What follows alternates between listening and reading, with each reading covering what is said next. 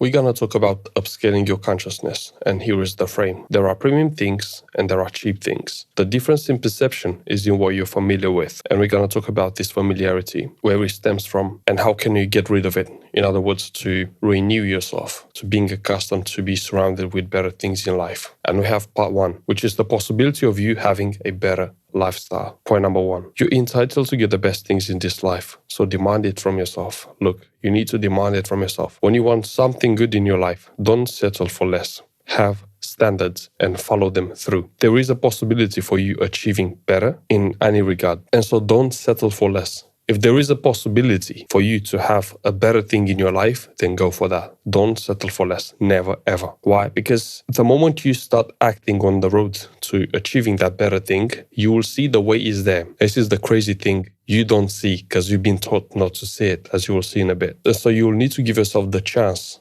of allowing yourself to do mistakes in this process, because this is the biggest impediment, right? The fear of failure is installed in you, and so this is what crumbles your vision. And so your mission is to demand it from yourself badly, and when you do, please follow through. There is nothing, look, you need to understand logically and emotionally that there is nothing to be afraid of. There's nothing you can lose. Unless you lose your body on this plane, then you have nothing to lose. So go for the thing in question. Point number two, the problem is that society and norms kept you dreaming in terms of what's possible, following linearity and causality, right? Because we're talking about cause and effect here. And society and norms kept you dreaming in terms of what's possible. What does it mean? Bro, since kindergarten, they showed you how to behave in society, how to see yourself. But this is done without even questioning what's happening. This is the biggest danger, and this is why your standards are the average, or if they're not, then you manage to think for yourself, which society is trying to cultivate. And I'm talking about anti-thinking for oneself. And so once you understand this dynamic, it can be too late for some people. But it's not impossible. I want you to understand this clearly. It's not impossible. It's doable. But what's the probability in that? And I want to have you answer this question to the best of your ability, because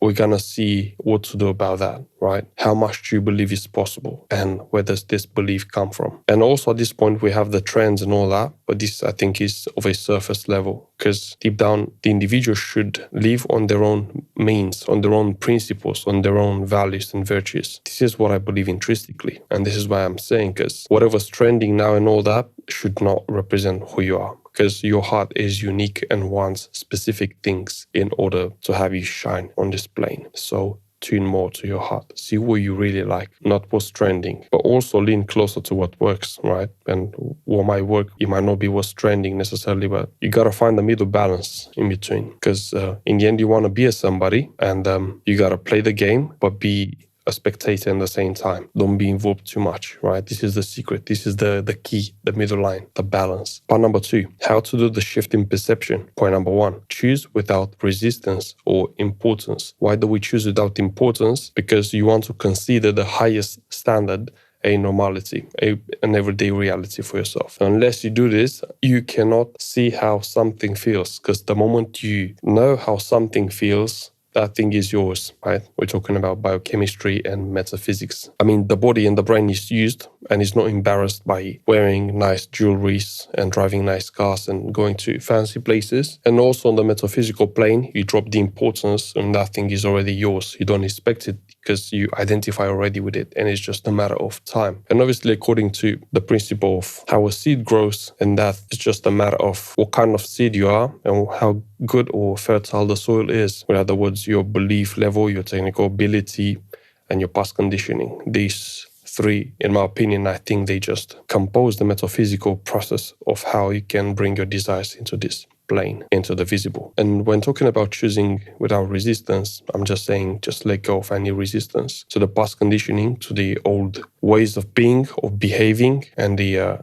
ingrained behavior, the learned behavior, the observed behavior, and everything you've triangulated for yourself. With other words, what you've invented to fit into the society or to be accepted without even knowing it. So you have to employ a radical self-awareness when it comes about this resistance. So what else resistance is the resistance that comes from your ego. Your ego is good. But what your ego does, it creates perception. It doesn't create knowledge. And with this difference, we talk differently about it. What you can do differently and better in a good light, you can use your ego to have your dark side fuel your intentions. Like when you have a train and you want to move it, you use like 80% of the energy, of the power to get that train moving, and the rest 20% is just maintaining it in motion. So that's what the ego does. You use your dark side, your energy, you want to prove other people wrong. You want to put yourself in a good light, and then you go from there. Like literally you keep it as simple as possible. You fuel yourself with anger, with people who want you to fail and so on, right? You keep them at the back of your mind and you go pushing forward with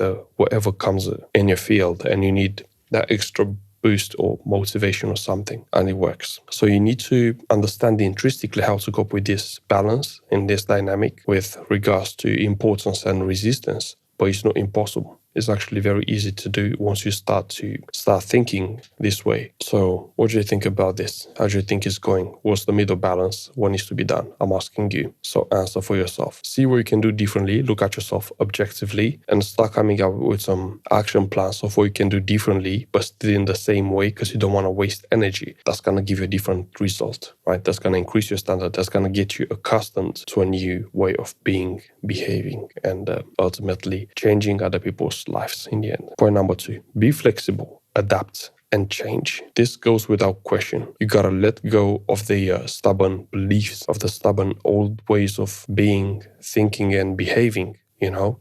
And even the way you dress has to change. Even the way you speak, even the way you think about yourself unconsciously has to change. But that requires a tremendous amount of energy to bring into the conscious awareness, the unconscious behavior and all that. But it's visible. You can see it only once you look at yourself, right? Look at yourself from the outside. See what you do wrong and change it. But change it slowly, because you're dealing with past inertia, with your emotional inertia and societal conditioning. So that's a challenge for you to take on. So when saying be flexible, adapt, and change is adopting a stance of the observer, or the stateless state, a state in which you have no emotions and you work impeccably and you do your job properly in whatever you have to do, but without being necessarily attached too much or overspending energy on something that doesn't really need it as you think you might, which obviously has to do with your flexibility to, because what it actually means, this point at the base, is that the mind likes to come up with preconceived ideas with scripts, and it projects how things should work, but the reality doesn't work that way. So you need to employ the radical self-awareness we mentioned earlier and see what you can change for yourself real time, right?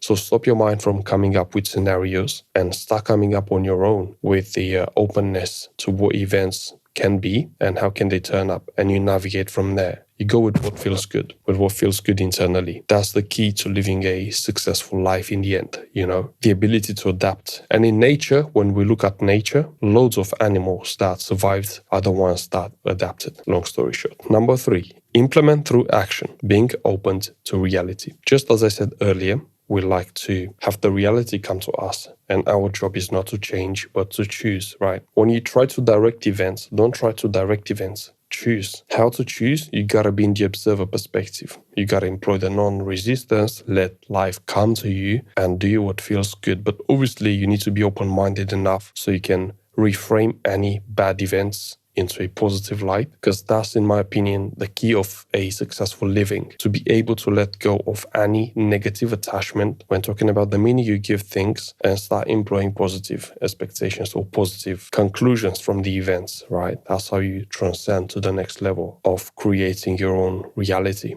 or having your own nest, your own bubble in this world. And, when I say this, your own bubble, I'm saying about your own conditions in a world where other people experience war, disasters, and other things of that nature that can affect people at scale. And even if you are in one of these positions, you can still change how you see things, how you perceive. I mean, the perception is the same, but the meaning you give has to be different, right? So this is what I'm saying, be open to reality, but this is not in the traditional way of looking at things, right? The reality can be objective, but how do you know it's objective? I mean, for the way it looks to be, because the same thing for two people is a different thing. So it's just awareness and perception, right? So that's that. And implement through action. What does it mean? It means to go for what you want. Really go. There is always a way. There is always a door. You can choose. You can get there. And the reality will show you if that's the right door for you when you try to get your thing going. If you encounter loads of obstacles, then that way is not for you. But on the other side, if the things are flowing in your life and everything is easy, then that's the thing you need to go for. And the way to know beforehand which is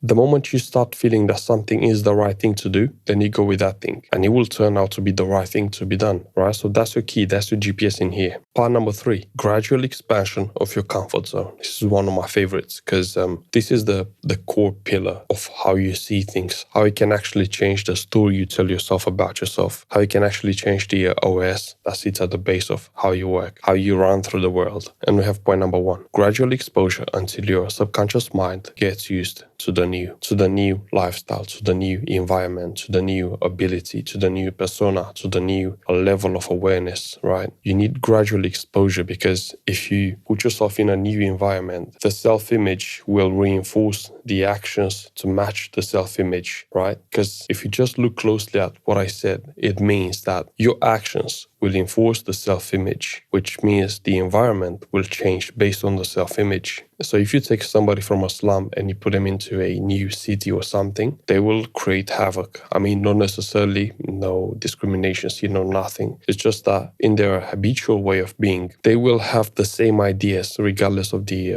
environment, regardless of what they have to do. They still use the old OS in the new hardware, if I can say that. Yeah, that's the best way to put it, if you understand. And the same goes with when upscaling our consciousness, our standards, right? You have the same hardware, that is your body, but your beliefs, that is your OS, your operating system, is the same. So what's going to happen if you have the same beliefs? Well, the hardware will do what the beliefs dictate, right? You will fall at the level of your training when you hit the fan, in other words. And so the basic idea here is that you will need to take it slowly. You need to take it step by step until your subconscious mind will get used. And it will respond gradually, right? You will have moments of when you backfire and moments of success, but you will have to keep an eye on yourself as an observer and also on your unconscious behavior, because that's the place where you update the maps. For example, when you try to go to the gym and try to stick with a habit, you want to take it step by step. You don't want to do everything at once because you will fail, you will backfire. It will be too much potential created. And the forces in the universe, from Emerson's essay on compensation, will diminish or will destroy that balance and will bring, and again, I'm using this word havoc, into the person's life because you give too much importance to something and the resolution of that tension has to be dissipated or fulfilled through action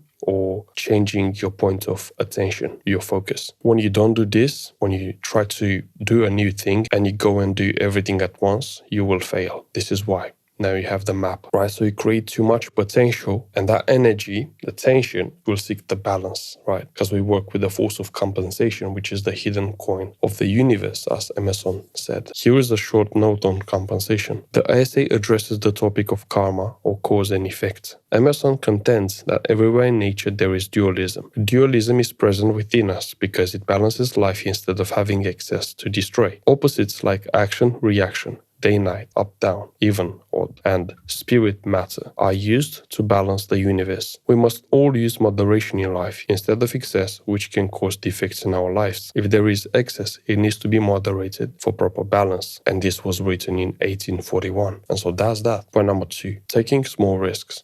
And when you do, be detached. This is a great one because you don't want to be attached to something you can lose, right? Why would you be attached to something you don't have yet? You cannot be attached. And even if you have something, just love impermanence, man. We're all gonna die. Everything is gonna go to rust. Everything is gonna crumble. You cannot be attached to anything of this nature. I'm talking about material nature, but also of the unseen side of nature, like feelings, stories and everything. These are just moments in time. They will pass anyway. So you just gotta love impermanence, right? And when you do this, try to understand that there is nothing except physical destruction that represents a real risk. Everything else is just lessons. When we're talking about failure, as in when you take a risk and you fail, there is no such thing as failure. You should always have a backup plan, a safety net or something. That's the real key point here. Some people say burn your boats and all that. I used to say this before. but you should always have a safety net, right? You don't want to invest and risk all your money or put all your eggs in one basket if that basket is somebody else. You understand? There are things you need to use your brain. So please take small risks. Don't take big ones if you're not skilled enough yet, if you're not willing to deal with failure at large scale. So you'll have to